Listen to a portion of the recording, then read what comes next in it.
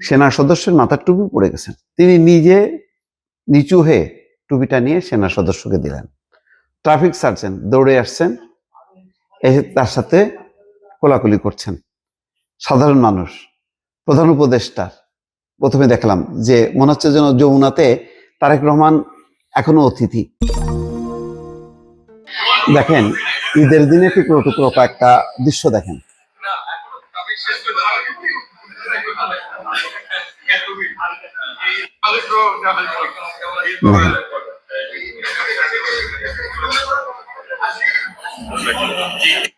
আচ্ছা, এই দৃশ্যটা দেখলে আপনার কি মনে হবে?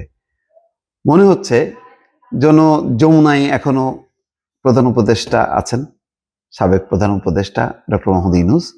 তিনি মানে তারেক রহমান আসছেন, তাকে মানে ঈদের কোলাকুলি করছেন বা শুভেচ্ছা জানাচ্ছেন।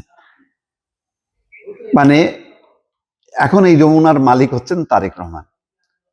কিন্তু দৃশ্যটা দেখলে মনে হবে যেন ডক্টর মোহাম্মদ ইউনূস এখনো সেখানে বসবাস করছেন এবং তারেক রহমানই অতিথি। এখানে অতিথি ডক্টর মোহাম্মদ ইউনূস। এইটা দেখেন, এটাও একটা যে তারেক রহমান এক জায়গায় দাঁড়ায় আছে, তার কাছে সবাই আসছে তা না, তারেক রহমান নিজেও আসছে। আচ্ছা, এটার থেকেও আপনাদেরকে আর একটা দৃশ্য দেখাই। এই দৃশ্যগুলি দেখেন।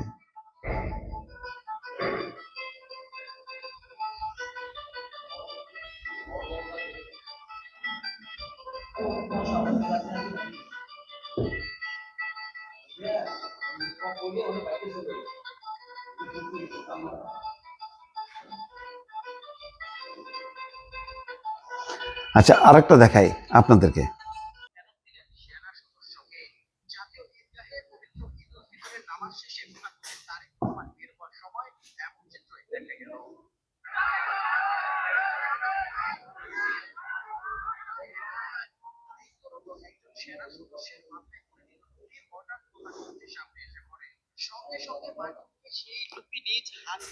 এই দৃশ্যগুলো কি দেখলেন?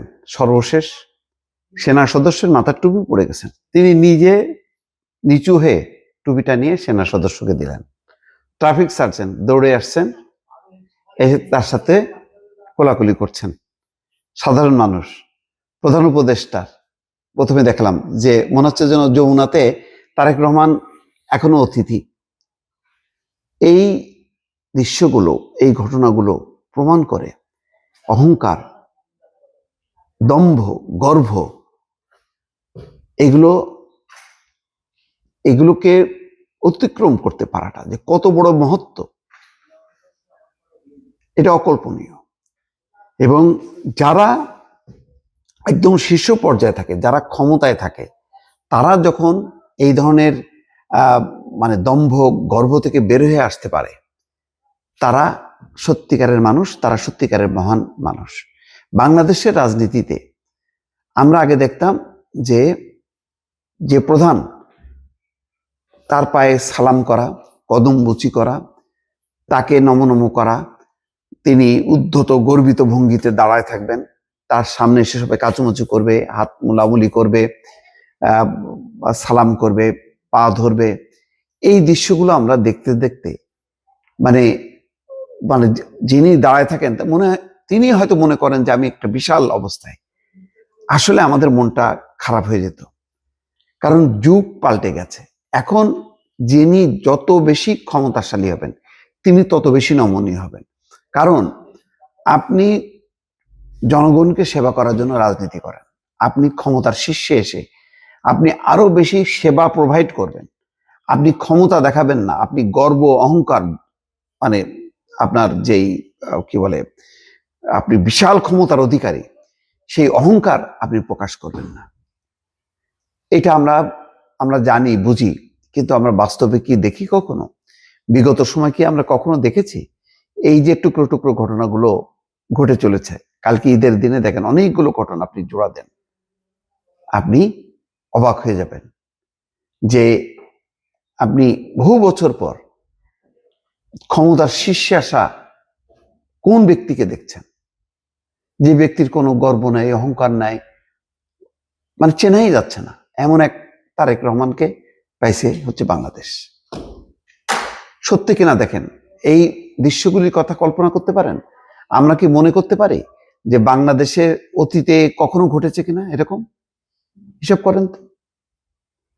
হ্যাঁ, মাঝে মধ্যে আমরা দেখেছি কোনো কোনো নেতা নেত্রীর মধ্যে, কিন্তু ওটা খুব সামান্য।